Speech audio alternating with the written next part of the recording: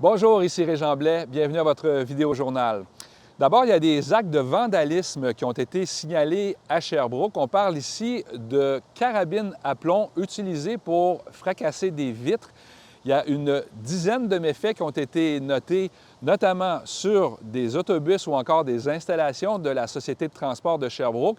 Il y a un citoyen aussi qui a été victime d'actes de vandalisme sur son véhicule.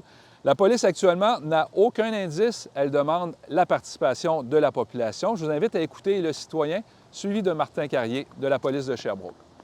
Je n'ai pas retrouvé les balles à l'intérieur, mais clairement ici, tu vois un trou d'impact où la balle est rentrée. Donc la balle est à l'intérieur de ma lumière en ce moment. Je ne sais pas, je ne l'ai pas dévissé. On m'a recommandé de ne pas le faire pour l'instant. Mais on m'a dit que c'était fort probablement des plombs à tête pointue, des plombs perforants. On demande à la population, si vous avez été victime de méfaits, bien sûr, de nous contacter, porter plainte. Si vous avez d'informations aussi, nous appeler au 819-821-5555. C'est toujours un moment extrêmement solennel, empreint d'émotion, cette cérémonie en l'honneur des personnes qui ont fait don d'organes ou de tissus au Québec. Ça se déroule à la cathédrale Saint-Michel de Sherbrooke. D'ailleurs, le lieutenant-gouverneur du Québec est présent.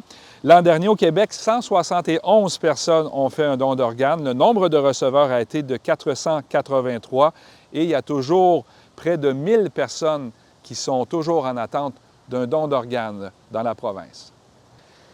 C'est la nuit des sans-abri aujourd'hui. C'est une activité qui veut faire un pont entre la population et les personnes en situation d'itinérance.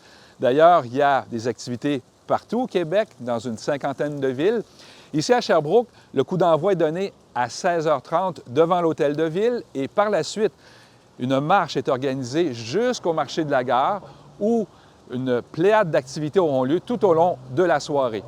Là-dessus, je vous souhaite de passer une belle fin de semaine. Si vous voulez, bien sûr, consulter toutes les informations de Radio-Canada, je vous invite à consulter notre appli Info.